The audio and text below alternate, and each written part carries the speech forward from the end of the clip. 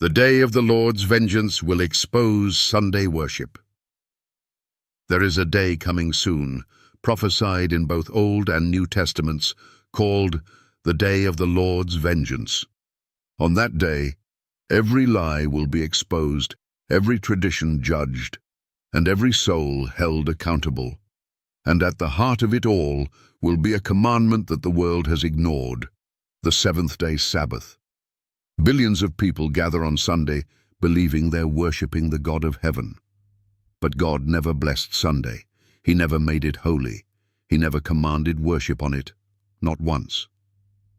Genesis chapter 2, 2-3 tells us that God created the world in 6 days, and on the seventh day he rested, blessed it, and sanctified it. That day was, and still is, Saturday. In Exodus 20:8-11, God wrote the fourth commandment with his own finger in stone. Remember the Sabbath day to keep it holy. The seventh day is the Sabbath of the Lord thy God. It was never changed by God, Jesus, or the apostles. Jesus himself kept the Sabbath, Luke 4:16. He said, "The Sabbath was made for man," Mark 2:27. The apostles continued keeping the Sabbath after Jesus ascended. Acts 17:2, Acts 18:4. There is no verse, none, that says the day was changed to Sunday. So how did it change? In 321 AD, Roman Emperor Constantine issued the first Sunday law. On the venerable day of the sun, let all people rest. Later, the Roman Catholic Church claimed full authority for the change. Sunday is our mark of authority. The Church is above the Bible, and this transference of Sabbath observance is proof of that fact. Catholic Record, September 1, 1923. This wasn't from God.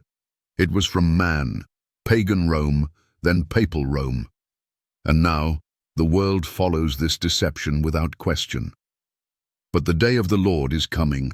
Isaiah 13:9 says, "Behold, the day of the Lord cometh, cruel both with wrath and fierce anger, to lay the land desolate, and he shall destroy the sinners thereof out of it."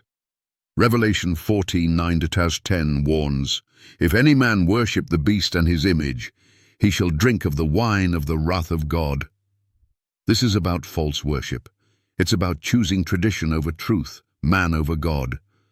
And in Revelation 14:12, we are told who will be saved. Here is the patience of the saints.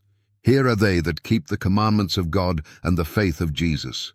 Not 9 commandments, all 10, including the Sabbath. So now we challenge every skeptic, pastor, and non-believer. Disprove that God sanctified the seventh day. Disprove that Jesus and his followers kept it. Disprove that Sunday worship was created by Rome. Disprove that end-time prophecy connects false worship with judgment. Disprove that the faithful in the last days keep the Sabbath. You can't, because the day of the Lord will expose every false system, including Sunday worship. God's vengeance is not random. It's the result of rejected truth. And the truth is this: Sunday worship is not from God. It is a deception. And when the fire falls, it will be exposed. Choose the word of God over the traditions of men before it's too late.